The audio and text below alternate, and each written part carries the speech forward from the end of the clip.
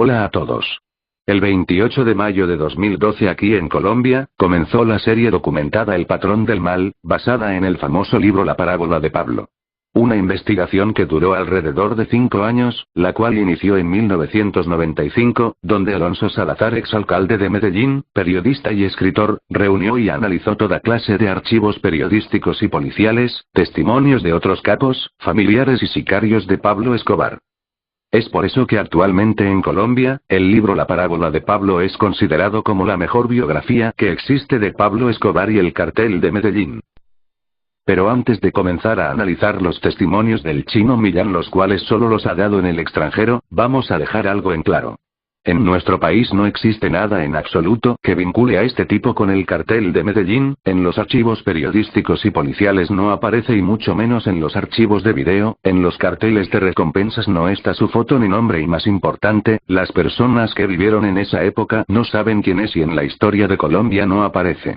No sabíamos que este señor existía hasta que vimos unos videos en YouTube de origen centroamericano. Y aunque para nosotros los colombianos es más que obvio que en la serie El Patrón del Mal, John Mario Ortiz, alias Chili, es en la vida real John Jairo Arias Tascón, alias Pinina, al parecer para los centroamericanos no es así. Y nosotros nos preguntamos: ¿con qué fundamentos, personas extranjeras que ni siquiera saben cuál es la capital de Colombia, se atreven a contradecirnos e intentar creer que saben más que nosotros al respecto?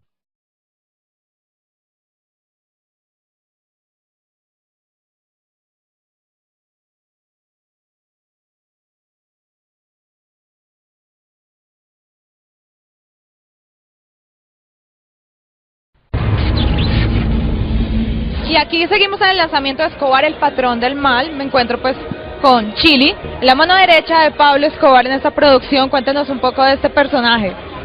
Bueno, este personaje es, como lo has dicho, mano derecha de Pablo Escobar, jefe de toda la escuadrilla militar. Entonces, por lo tanto, me toca encargarme de todo el trabajo sucio que toca hacer. Cuéntanos cómo fue esta preparación, cómo hizo usted para tratar de hacer un personaje como este tan importante en la historia, además. Bueno, la preparación comenzó primero que todo leyendo el libro, luego por medio de los libretos analizando pues cómo eran sus acciones, sus gustos. ¿Tuvo la oportunidad de pronto de hablar o de tener una cercanía, una conversación con alguien de la historia? Sí, claro. Mucha gente en Medellín que de alguna manera estuvo ligado pues como a esta historia, ¿no? Y pues sí, me hablaban también de Pinina, que era pues muy amable, muy jovial, ¿sí? Muy estricto en su trabajo, bueno, se podría decir, muy profesional, ¿no? Sí, muy entregado, sí, muy leal al patrón. Aclarado este punto, ahora nos dispondremos a analizar los testimonios de Henry Millán y los compararemos con los verdaderos datos del cartel de Medellín. Empecemos. Pero fíjate lo interesante, en la década de los 80, año 88, a mí me confrontan ante la muerte, siendo en el ajedrez del cartel el segundo hombre más buscado. Wow. ¿El segundo hombre más buscado del cartel de Medellín? Si era tan buscado, ¿cómo es que en Colombia no sabemos quién es? Mejor veamos quiénes eran los dos hombres más buscados del cartel de Medellín. Se buscan Pablo Escobar Gaviria y Gonzalo Rodríguez Gacha. Si usted tiene información que conduzca a la captura de uno de estos delincuentes, obtendrá una recompensa de 100 millones de pesos. Soy de un país lindo, Colombia. Nacido en Cali, criado en Medellín. Este señor es de Cali, según él, criado en Medellín. Con la guerra tan grande que había en ese tiempo entre el cartel de Cali y el cartel de Medellín, sería un suicidio tener este caleño en un esquema donde todos los sicarios de Pablo Escobar eran de Antioquia. Pero mejor miremos qué dijo en otro video tiempo después. Crezco en una sociedad con el mismo nivel de conflicto. En mi país, Colombia, el barrio Envigado. ¿El barrio Envigado? Lo sentimos, pero Envigado no es un barrio, es una ciudad. En todo caso, no vivió en ninguno de los dos lugares. ¿Viste la muerte de Carlos Leder cuando él tuvo el problema con Pablo, que Pablo dijo que se fuera de la hacienda Nápoles? Que claro, ahí yo estuve en vivo y él en directo. Él mató a un amigo de ustedes en la hacienda Nápoles. El parcerito más grande por su novio. ¿Cómo se llama? Bueno, el parcerito más grande le decíamos al zurdo. El zurdo, lo mató Carlos Leder. Lo mató Carlos Leder. Carlos Leder sí mató a un escolta de Pablo Escobar en una fiesta, el problema es que no era ningún Alex zurdo. Veamos una parte del libro, El verdadero Pablo Sangre, Traición y Muerte, el cual recopila los testimonios de un verdadero sicario del cartel de Medellín, alias Popeye. Podíamos tener control de una región para hacer una fiesta. Venían prostitutas como el día que Carlos Leder selló su suerte, que mató al Rollo, un muchacho del patrón, lo mató en una fiesta porque Leder estaba loco, porque él tenía paludismo cerebral y fuera de eso era cocainómano. Es cierto que tenía una relación con García Márquez, con Gabriel García Márquez. Claro. Bueno, ahí hay un libro que habla mucho de nosotros, que es Historia de un secuestro. No quiero decir Historia de un secuestro. Claro. El libro en realidad se llama Noticia de un secuestro, y narra el secuestro de Maruja Pachón, Diana Turbay y 8 personas más. Ordenado por Pablo Escobar y ejecutado por la banda de sicarios Los Priscos, que en la serie El Patrón del Mal son nombrados como los Chuscos. El único problema es que estos secuestros fueron realizados en noviembre de 1990, y según el chino Millán él fue capturado en 1988, y a principios de 1989 ya predicaba. Entonces, ¿cómo pretende salir en este libro? En aquella etapa clandestina, en aquella etapa final de Pablo Escobar Gaviria, ¿tuviste algún contacto con él? Sí, con él. Pude compartirle. ¿Pude hablarle del Señor? ¿Pudo hablar con él? Esto debe ser lo más ridículo que ha dicho este sujeto. Pablo Escobar estaba en total clandestinidad ya que era buscado por la DEA, el Bloque de Búsqueda, la CIA, el Ejército Nacional, el DAS, y los Pepes. El chino Millán viviendo en el extranjero, ¿cómo hizo para ubicarlo y encima solo para hablarle del Señor? ¿Tú matabas niños? No, ¿Y eso mujeres? es código, tampoco. Los narcos, eso es código, Julio. Eso es código, eso no existe en el narcotráfico, especialmente en la vieja escuela. Parece que el chino Millán trabajó para otro Pablo Escobar, ya que los del cartel de Medellín no eran narcotraficantes, eran narcoterroristas que mataban niños, mujeres, ancianos y todo el que se atravesara en su camino, con tal de cumplir con sus objetivos. Miremos qué dice alias Popeye, que actualmente está en la cárcel de máxima seguridad de Cómbita en Colombia, pagando 26 años de prisión por los crímenes que cometió con el cartel de Medellín. Estamos defendiendo una posición, la de Pablo Escobar. Para nosotros era un gran líder, era nuestro Dios. Si nosotros para matar a una persona que iba contra nuestro Dios, teníamos que matar 1000 inocentes, no había ningún problema. No había ningún remordimiento. Y usted se va volviendo más duro, y más duro, y más duro. Cuando usted ya llega a esa dureza del año 1989, no hay ningún problema en volar el avión de Avianca y matar a su padre. Porque usted no está pensando cuando va a colocar una bomba, mato al señor que es cantante. En la casa hay 3 niños, uno de 22, otro de 7, otro de 2 años, porque somos criminales. Okay. Este hombre, John Sangre, Henry, traición y muerte. era de los 5, yo no quiero decir el sicario, porque era el entorno de Pablo, era su mano derecha, su confianza, de los 5 hombres que lo acompañaron hasta el final a Pablo. ¿Mano derecha de Pablo Escobar? Entonces alias Pinina y alias Popeye, ¿quiénes eran? Veamos un texto del libro Sangre, Traición y Muerte donde alias Popeye nombra a los hombres de más confianza de Pablo Escobar.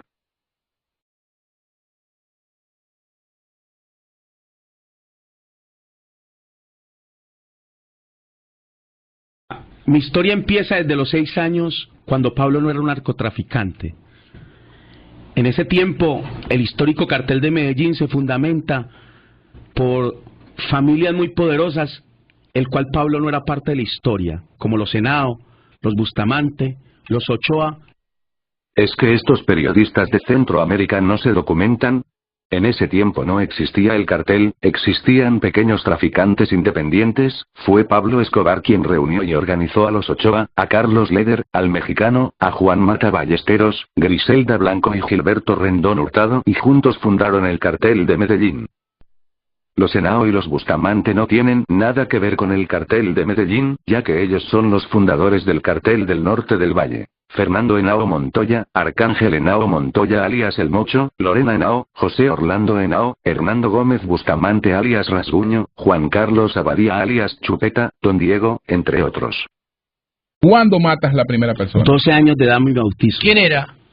Bueno, fue un hombre que era más poderoso que Pablo y fue mi primer homicidio en un estadio público. ¿Y cómo tú lo mataste? Bueno, un disparo a quemarropa, hermano, porque no era un experto, no era un hombre conocido, quizá no era un experto en el mundo del sicariato. ¿Será que en Medellín alguien se puede tragar un cuento como ese? Pablo Escobar mandó a un niño de 12 años que nunca había matado a nadie, para que asesinara a un hombre más poderoso que él. Y para completar, en un estadio público y lo hace a quemarropa y encima sale vivo. Hay que ser un completo ignorante para creer esto. No te lo cuento yo, o sea, se lo dice la historia, porque fui uno de los líderes y el fundador del parche más bravo de Pablo. ¿Cuál era el Empezamos con parche más bravo? 126, los tesos. Los tesos. Claro. Disculpe, pero el único que lo cuenta es usted. ¿El parche más bravo eran los tesos? ¿Y eso qué es? ¿Un grupo de rap?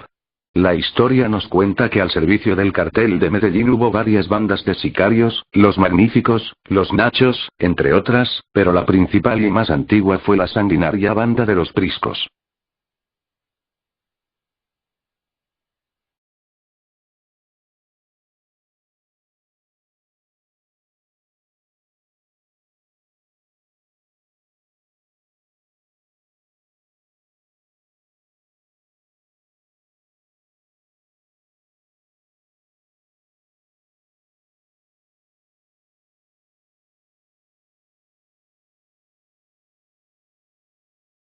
Claro. Estás libre ahora. No, nosotros Eso somos... aparte del perdón de Dios, o sea, hablando de justicia humana. Es muy práctico. Nosotros somos parte de una readaptación social que se llama Amnistía.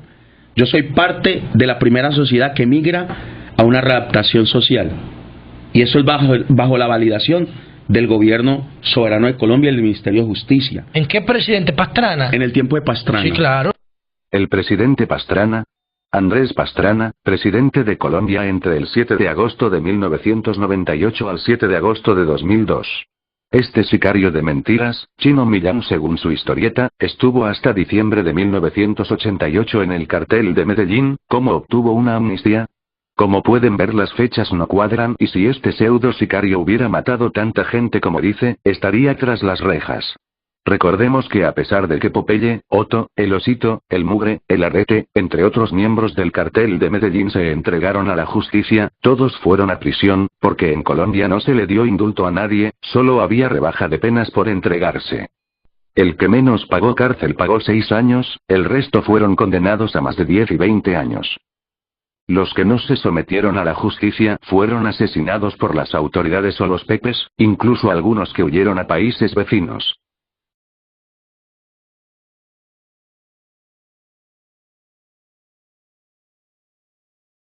Precisamente mi fundación es una fundación patrocinada por el presidente de los Estados Unidos en diferentes países del mundo. ¿Pero desde cuándo? Wow, desde el año 89-90.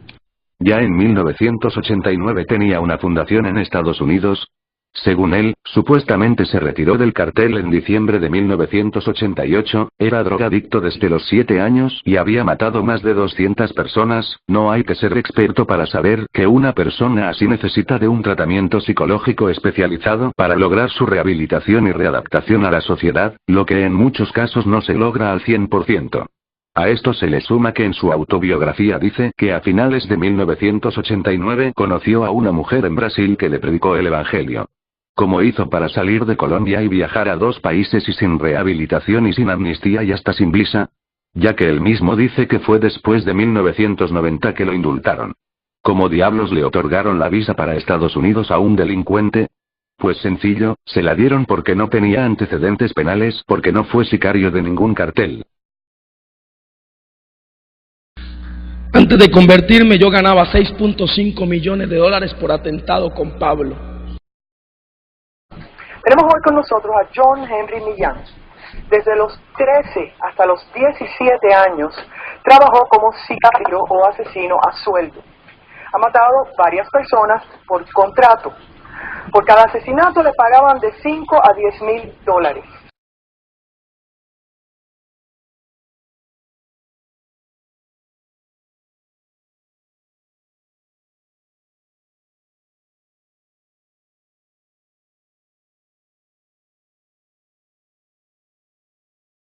126 hombres que cuidábamos a Pablo en la posada alemana o en un lugar conocido como Fredonia, Antioquia, la finca Nápoles.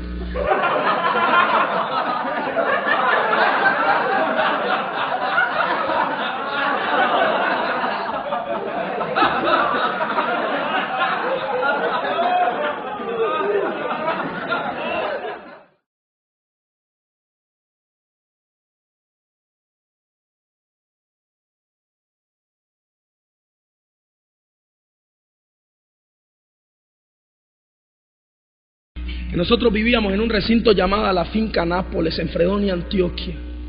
Puro paisa. El solo grupo de centinelas que rodeaba la finca llegaba a más de 500 personas. Afuera tenía a John Lennon, una figura estatuada en oro de 24 quilates que se la estatuó Botero, evaluada de más de 10.5 millones. Ya dijimos que no es finca Nápoles, es Hacienda Nápoles. Y no está en Fredonia, está ubicada en el municipio de Puerto Triunfo. La estatua de John Lennon no está afuera de la Hacienda Nápoles, la famosa estatua se encuentra en una propiedad de Carlos Leder, llamada la Posada Alemana, en la ciudad de Armenia.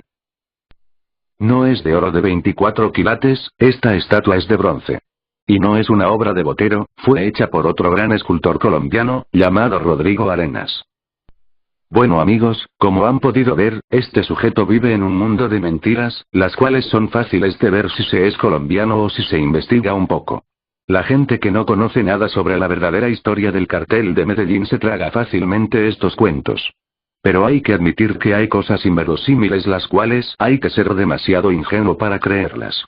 Además, hay muchas cosas más para desmentir, pero necesitaríamos un video de por lo menos 5 horas. Las pocas cosas coherentes que cuenta Henry Millán en sus testimonios, son cosas que cualquier colombiano las sabe, sin necesidad de haber trabajado para Pablo Escobar, ya que desde los inicios de la década de los 90, se han publicado muchos libros y se han hecho muchos documentales en nuestro país. Conclusión. Este personaje se creó una gran historia la cual ha difundido por más de 20 años en países centroamericanos y en comunidades latinas norteamericanas, una historia llena de relatos tergiversados y fantasiosos que difieren demasiado con relación a la historia que conocemos los colombianos. Entonces, ¿cómo estos periodistas de Centroamérica le hacen una entrevista y no caen en cuenta de todo eso? Es muy sencillo, eso se llama complicidad.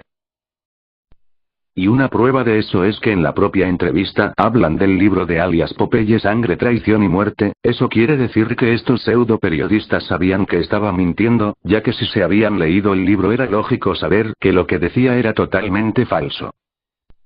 Y un ejemplo de esto es la parte donde él cuenta que el comandante del bloque de búsqueda supuestamente lo capturó en 1988 y lo dejó escapar porque el chino Millán se parecía a su hijo muerto en un accidente y que este comandante fue destituido y enviado a la cárcel por haber hecho eso. Algo realmente descabellado, primero porque el comandante de ese grupo se llama Hugo Martínez Poveda y su hijo Hugo Martínez Bolívar y ellos dos estuvieron en el operativo en el que le dieron de baja a Pablo Escobar en 1993, y segundo porque el hijo del comandante sí murió en un accidente pero fue en el año 2003, lo que ratifica una vez más que es una historia inventada a la cual le revolvieron hechos reales fuera de tiempo, más nombres falsos para dificultar la verificación de los datos y una dosis de ficción digna de Hollywood.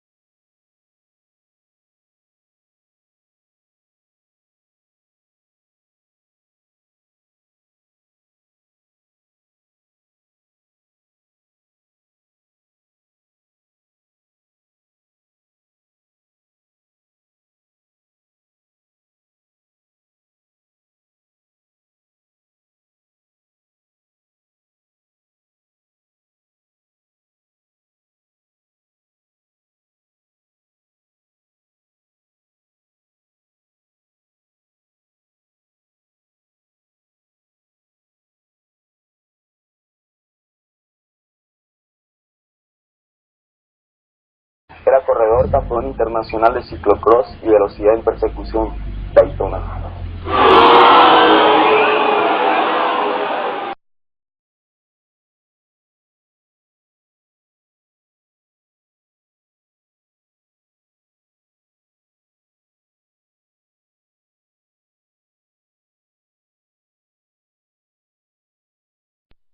Hola a todos. El 28 de mayo de 2012 aquí en Colombia, comenzó la serie documentada El Patrón del Mal, basada en el famoso libro La Parábola de Pablo.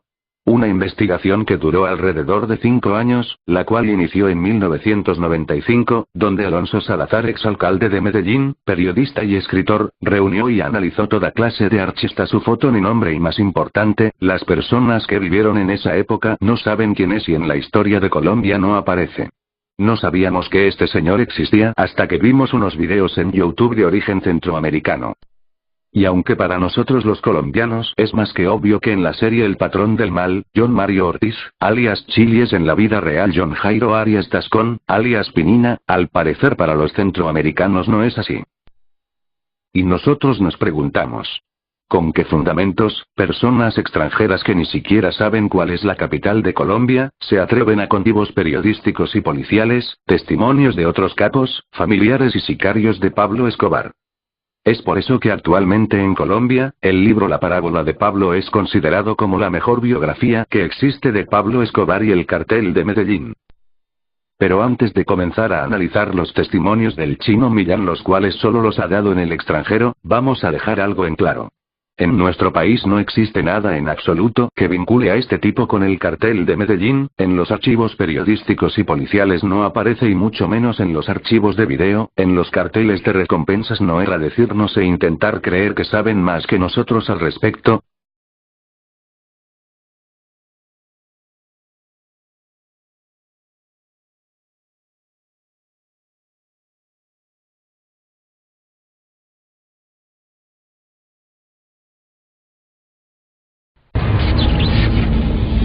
Y aquí seguimos en el lanzamiento de Escobar, El Patrón del Mal. Me encuentro pues con Chili, la mano derecha de Pablo Escobar en esta producción. Cuéntenos un poco de este personaje.